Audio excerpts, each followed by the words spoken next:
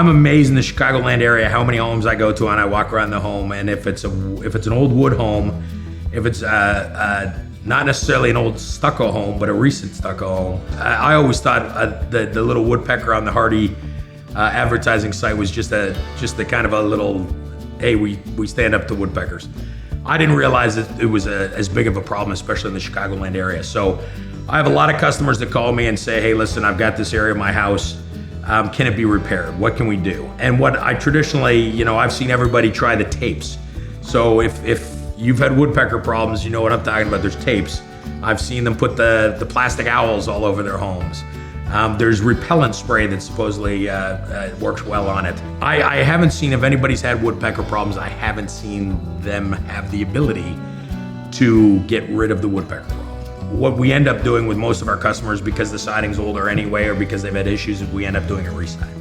When it comes to woodpeckers, again, woodpeckers generally don't like products where they can't eat off of, obviously, where there's no food source for them. And then over time, what ends up happening with wood is they eat through that food source, and then they end up making little nests and things inside your house. It's fantastic, some of the things we actually pull out of the homes when we pull off the siding. We've actually pulled off siding and seen just birds fly out of the sides of the homes. So when we get everything off, again, we're putting back up a cement-based product, James Hardy.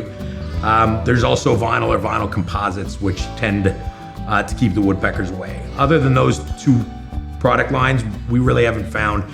Aluminum, obviously old aluminum siding. No one's got woodpecker problems with their old aluminum siding, but aluminum isn't really around these days anymore. And at the same time, if it is around, it's super expensive. So again, we're traditionally re-siding homes with the Hardy product. But when we do that, woodpeckers typically go on and move next door or down the street or wherever it is that they're not bothering the homeowners anymore.